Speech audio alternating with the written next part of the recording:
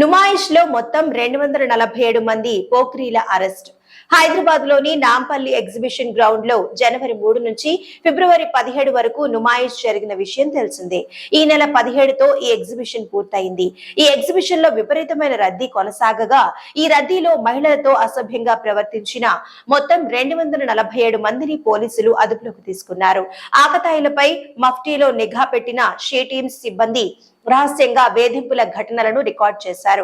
మహిళలను అసభ్యంగా తాకుతూ వేధించిన వారిని ఎప్పటికప్పుడు అరెస్ట్ చేశారు. ఇందులో 37 కేసుల్లో చట్టపరమైన చర్యలు తీసుకున్నట్లు ఉమెన్ సేఫ్టీ డీసీపీ తెలిపారు. 2 నిందితులకు 2 రోజులు జైలు, 33 మందికి 1050 రూపాయల చొప్పున ఫైన్ విధించినట్లు చెప్పారు.